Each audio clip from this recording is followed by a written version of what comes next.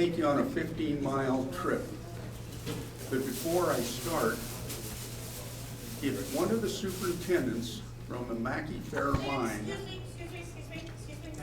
Gotta hold it real close. Excuse me, pardon me, you have to hold that mic very close, Okay. or else I will have to make you wear this little pocket talker over your head and you look like Madonna. I got you. I'm going to take you on a 15-mile trip.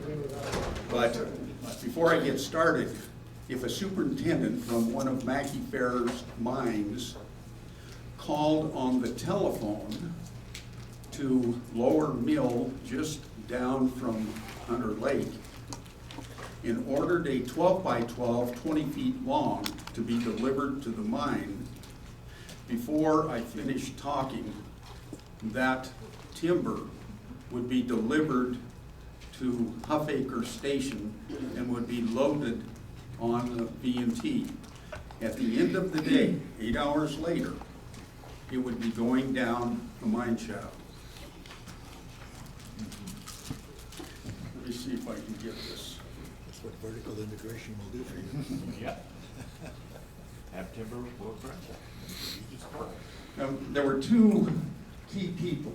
John Herford, who was a Union Army captain and civil engineer, and Garth Haste, who was a civil engineer and a land surveyor, were hired by John Mackey to go up and research some timberland up around Hunter Lake.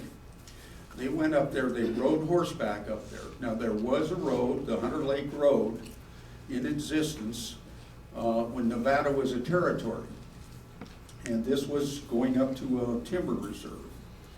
But they rode up there and camped out for about 2 weeks. And they surveyed all the water, all the timber, the easy routes, the trails, everything up there. And then kind of disappeared. But a man by the name of Triddle, who was working directly under John Mackey, was able to start purchasing tracts of lumber up around Hunter Lake.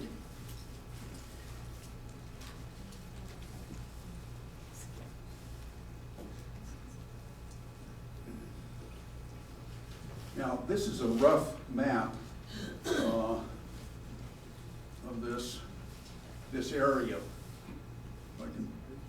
Okay, here's our, we have Hunter Lake here, and this is approximately the Flume route. You had kind of a ridge. Now, right about here was is now the microwave station at Verdi, and there's kind of a ridge that goes along here like this. And everything on the west side was, the trees were cut by truckee operators. Everything on the west side was Mackey Fair, and there were some other operators down around Thomas Creek and Whites Creek, Browns Creek. But this is more of a topog map, and we have Hunter Lake here. Now, we had Upper Reservoir here, and this is right on, I don't know if anyone's familiar with that road from Big Meadows to Davis Meadows. Big Meadows is over in here, and it kind of circles around and comes right down through here, and you drive right through Upper Reservoir. Now, initially, we had a sawmill called Lower Mill, and it was put in right here. And the lumberjacks started clearing timber and cutting wood that they could cut into timbers and build the flume. On the lower half of the flume, all the timber was purchased from trucking and shipped on the B&T railroad to Huffakers, and then they built the lower half of the flume up towards Lower Mill. Now, we had Upper Mill here, which was put in afterwards. But the history on where the lumbering equipment came from, there was a Senator Eastman that had a sawmill on the Truckee River about where the Matley Ranch is today, about where the north-south runway is for the airport. And during the fall of 1874, John Mackey bought the entire lumber mill. And a few months later, as soon as the road was frozen, they hooked the 13-ton boiler up behind 30 oxen and pulled that up the Hunter Lake Road and put it in place. They immediately started cutting the lumber that the contractors had provided for them, and started on the Flume. Now, there's an interesting place here called Lower Reservoir.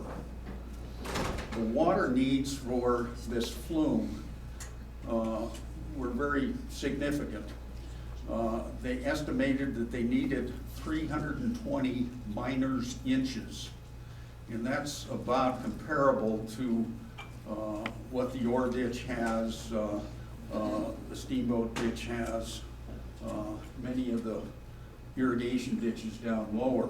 And the way that they were able to do that, they had established this upper reservoir, and in the watershed just to the south east, there are a number of springs, and they put in some impoundments all through here that went into upper reservoir. Now, from upper reservoir, there was a V flume that went all the way out here to upper mill. Now, when they cut lumber up here or down here, they would have to bring it to Hunter Lake to put it on the Flume initially. Later on, they were able to load the cut lumber directly here. And the following year, in 1876, an additional Flume was put along Hunter Creek. It was about 10 miles long, and it tied into the other Flume going to Lower Mill. This is the lower part of the Flume. Goes down here. There were a number of places. You have, this is a four-wheel drive road in here also. Back when they were building the Flume, these were supply roads where they would come from Huffakers down here with the lumber and start putting it together. And they would, they prefabbed all the sections of the Flume, which were 16 feet long. Now, they started out with a, when telegraph was available in Virginia City, they had a telegraph wire that went from the mines down across the valley and up to Hunter Lake, Lower Mill, Upper Mill, and also the Flume stations. Now, they had trestles, and they're approximately 40 feet high to keep the Flume on. Now, like I say, every creek, every spring, every source of water was clobbered. And if you were a fish trying to make it up the stream, you were out of luck most of the time. Grouse had a tough time getting a drink of water. Now, this 15-mile Flume was put in 10 weeks. The additional 10-mile Flume was put in one summer. Now, the first section of the Flume started out July 1st, 1875. Now, there was a flume boat ride that was published in Leslie's magazine, and there was a reporter from the New York Tribune that went on a boat ride. And the speeds, you had an average drop on the flume of about 6 inches to a rod, which is, you were moving along, but there were some sections where you dropped 3 feet in 16 feet. Wow. And it was very significant, and you did reach speeds of 60 miles an hour. Now, the curves on the flume would accommodate a 12 by 12 lumber with piece of timber, which was the largest piece of timber, 60 feet long. Now, imagine yellow pine, 60 feet long. Some very significant weight, probably 8 tons. It's moving at 60 miles an hour. Not much gets in the way of that. And it stays in the way. Now, here's a picture that from one of the old magazines. Now, if you notice, it's a round log, okay, and there's no water backing up here. And of course, you have a lot of water going here. You put a round log in a V flume, and you don't go anywhere. You got to go like this, and that's what this guy's doing, because the cartoonist just didn't do a good job on depicting actually what it was. Now, here's one from Leslie's magazine. If you notice, you have water back up here, and then a little down in front of the boat. Now, what they do is they nail together 2 boards quickly, put a piece in the back and the front, and as the water would build up behind the boat or the piece of square cut timber, it would raise up a little and let about 1/2 inch of water go underneath, and the boat would take off. And that's all it had, is about 1/2 inch of water going along, and there would be friction and frothing of the water and even steam, but in some of these faster sections. Now, they built the flume with 1 million board feet of lumber and 56,000 pounds of nails. That was 2 carloads of nails. Now, there were no building permits in those days, and that's why they were able to get the job done in such a short period of time. Now, there are still sections of the B flume left after 150 years. I found a place on Evans Creek, and there was about 100 feet of flume left. It had been knocked over by the snow, but there was enough there to take some very accurate measurements. Now, all of this was dimension cut lumber. This was a 4x6, this was a 2x4, this was a 2x4. There's a leveler.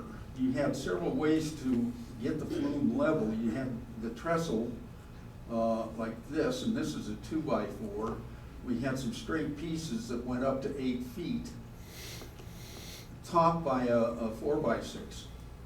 Now, I'll show you some in some other pictures what a leveler was, when the flume was right on the ground. You had your 4x6. This was a 4x6, and this is another 4x6 stuck in the rocks or whatever. Now, they said that they used mud sills. I've never found a mud sill up there. I found where they wedged it in with some rocks like they would with railroad tie. But this is a picture of a flume, California flume. Now, you have an adequate flow of water, and which would move cordwood. But if you didn't have an adequate flow of water, cordwood would even have to be split 2 ways to move down a flume. Now, you had the 16-foot sections of flume that they were cutting and prefabricating up at Lower Mill. They would push these down the flume and just keep them moving down, and then just carpenters just put them in place, and they were able to move right along rapidly.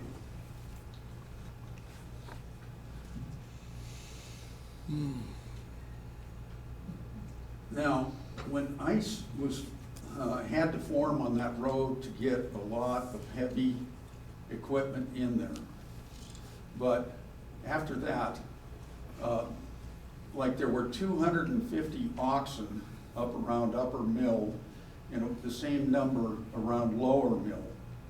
Now that required feed, and the Hunter Lake Road and the other roads into this area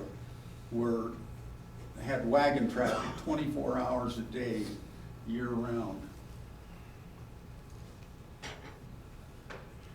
Now this is a rough picture here of what we had. We had Hunter Lake, and then you had your impoundments for water, and then down here you had Lower Reservoir.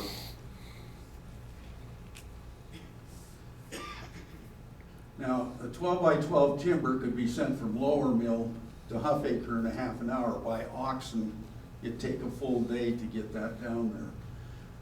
They had the telegraph, and as soon as telephones were available, they had modified the line so that it would accept telephone communication to the mills and the flume stations. Now here's a picture of a flume from a California operation. They could snake these things just anywhere. Here was a Dolbear donkey. Now this was the means of powering their equipment, sawmills, different saw systems, but they could use a high line to move the logs, and here you can see where they're probably snaking some of these large logs to a point where they can either they have to have them cut at one of the upper mills or the lower mill to get the lumber down. They also used what they call dry chutes. Now here you've got 3 logs placed together. Normally it was just 2 logs, and along the level they would throw a chain around the back, get a horse walking along each side, and pull these immense logs. Of course, they had to have a young man go along and grease the logs here Grease the to get the skids. logs to move. Now here's a source of water. It's very similar to what you have at the meadow on Hunter's Creek. This is actually from a place in California.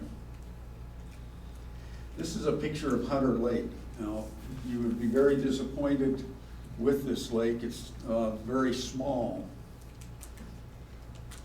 This was a log and earth dam, and it's probably 300 feet long. The source of this water is a spring up in here, and you can just, there's got to be 4 or 5 springs in there, and there's a considerable amount of water that comes in. Right over in this direction would be Upper Reservoir, and then there's a drainage up in here that has to have 6 or 8 springs. A tremendous amount of water there. And a lot of the water would go to Upper Reservoir, but there was a series of impoundments here, and the water was put into a box flume that went around here like this, around the corner to Lower Mill. Now, I'm standing right here at the southeast corner of Hunter Lake. if you go over here to the northeast corner, you can still see the dip where they put the V flume in and took the water out. Now, just above Upper Mill, there was another impoundment called Hereford Lake. And this, they'd catch the water there from the flume that discharged up here and ran in here. And then the water would go down this creek bed and into hand riveted pipe, 2 feet in diameter. And I'll show you some of that. Now here's, we asked, well, what's left of this 150-year-old flume? There's quite a bit. This is what I call a leveler. And this is a 4x6 embedded in the rocks, a 4x6, 4 feet long here. And then whatever they had to raise this up to make it absolutely level. Here's some other structural boards there. Now, this is one of the V's, and it was a 2x4 here. It was about 32 inches long. This is your upright.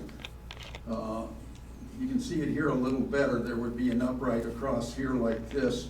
This would be up here like this, and there'd be another part. If we go back to the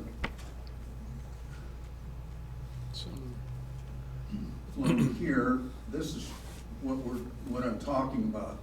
Now, this was toenailed in here, here, and then direct nailed into here.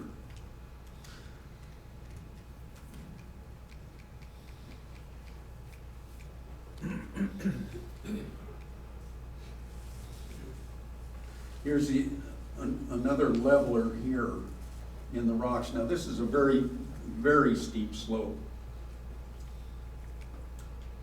This is the route of the flume, and it went right through here like that.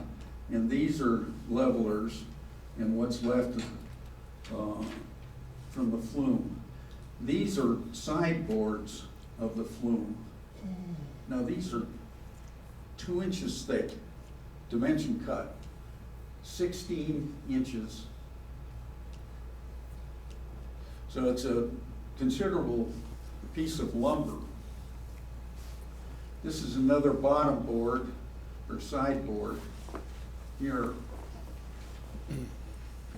Now this is some of the pipe. I mentioned that once the upper and lower mills ceased to operate because there was kind of a depression in Virginia City in the early 1890s. Mackey just got rid of the sawmills and let people, well, they tried to sell the lumber that the flume was made of, and had a little difficulty there, and there were a lot of ranchers scavenging the lumber, and some very nice barns were built in the Truckee Meadows. There's an interesting barn on the Twillison Ranch just south of Verdi that is all dimension cut lumber and 12 by 12 timbers, and all of that came from the flume. I'm going to show you a boiler that I believe came from Lower Mill, and it's the one that originally was purchased by Senator Easton and was in the valley. But it was moved about 1.5 miles from the Verdi microwave station. Now here's some of that hand riveted pipe right here. These are 4-foot sections. They just moved water around. Here's one that's kind of been beat up by the snow. Here's some timbers that were cut. Now I don't think that these are original pieces of lumber that were cut back in 1875. I think it was a subsequent operation. Here's a couple of bear hunters. The point of this picture is, this is a ponderosa pine or yellow pine stump. And about 4 feet here, make it about 6 feet. Now, these lumberjacks that were working for Mackey and Fair, and there wasn't a Chinaman on the place. But these lumberjacks were Cornish or French Canadians, and they were short, maybe a little taller than these bear hunters here. But this stump was cut in the winter, and the tree felled and processed. Now here's the boiler. Looks good. Now this is up on a 5-foot bunch of rocks that I don't show the rocks very nicely, but all hand riveted, and I think this. I think what we had here was a 30-06, but it did not go through the steel plate. Now here's a dog. Of course, this wasn't from the Mackey Fair operation. This was from a later operation, and it's right in the down in the meadow of Hunter Creek. This thing weighs about 600 pounds. Oh, my goodness. It's not going anywhere. Now, if you look around, you will find log sleds. They're deteriorating, but there's a bunch of them. I counted 6 of them in the willows nearby, where they would put 3 logs on the sleds and then drag them out with 4 or 6 oxen. Everything, all supplies were brought together in barrels.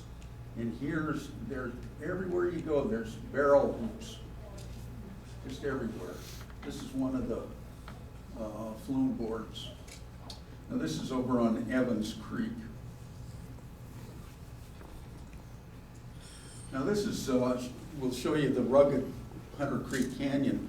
There was a V flume down Hunter Creek Canyon that functioned into the 1920s to move cordwood out. But you can see this is how you get in there. There's some interesting things. There's a lot of willows, a lot of cottonwoods, you know, a lot of wildlife and things like that. But you know, you look around, and I never tell you where this last photo came from, because I just don't know. But it's down there in the willows. I'm just kidding on that one. Okay, now there's a couple of interesting things that Mackey and Fair did.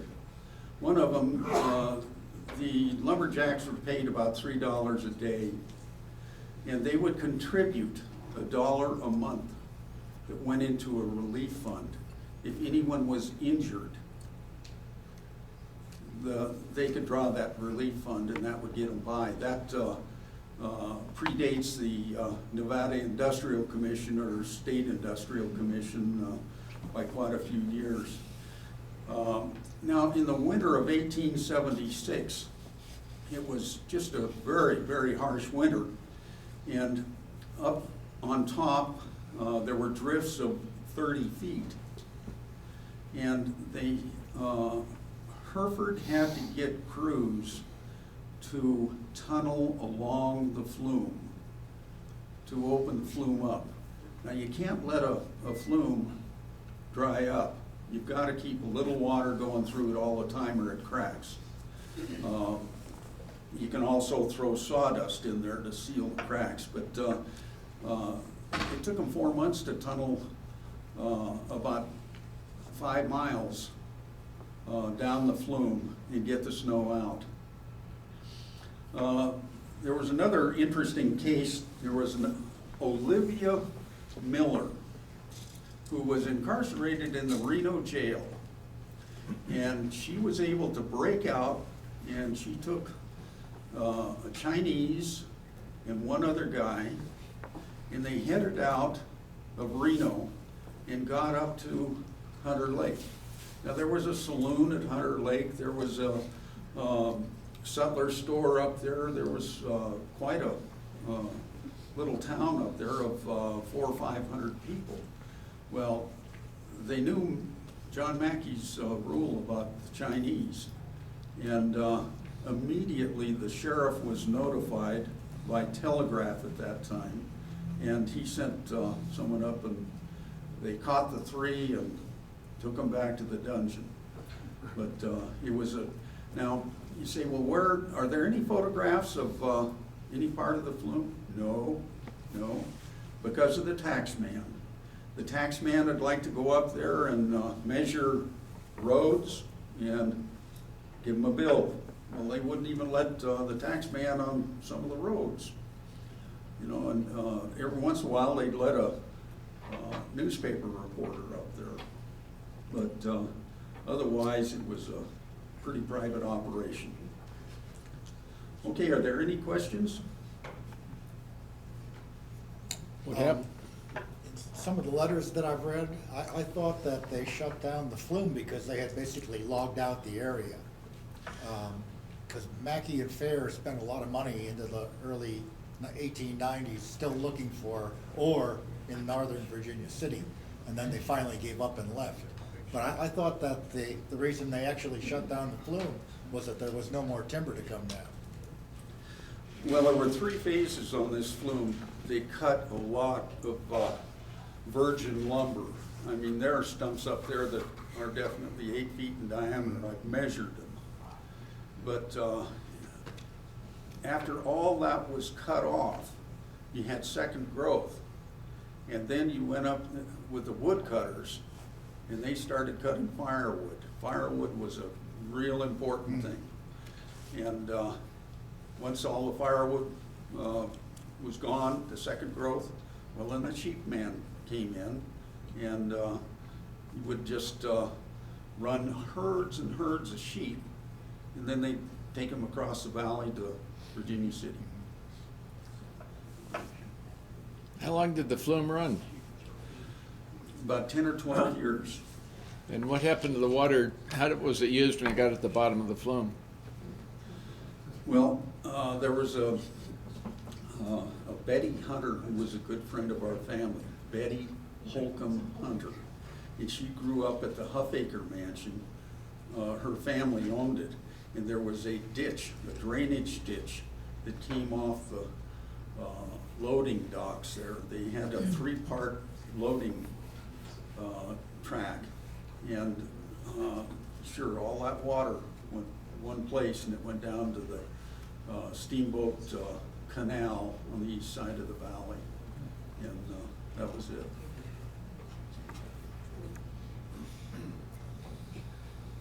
Where was the end of the Flume that fed the wood yard along Foothill Boulevard? The end of the Flume was, if you go out to Winco, the grocery store, just almost across the street you have the Huffaker mansion. There's a gun shop in there, and I think a real estate operation now, but that's the original Huffaker station. And the terminus of the Flume was just to the south of that and to the west. Now, the reason I ask is because my house is right at the head of that between Lynn's School and Pergola School. I think that, okay, I live at Thomas Creek and Holcomb, and I think from that intersection, it was just south and to the east, out in the field there. The Kazazas own that area now, but I can't find any remnants, and of course I kick around in the fields around there and find a lot of old scrap metal and things like that, square nails, but nothing that I could definitely tie to the Flume. That's up much higher. If you're looking at Timberline Road, that goes along the foothills, there is a, where the Flume came out in the Dry Creek, there's remnants of the Flume still on the hillside where it fell down, and that lumber couldn't be salvaged by the ranchers. And so it's still there on the side hill. Okay, well, thank you very much.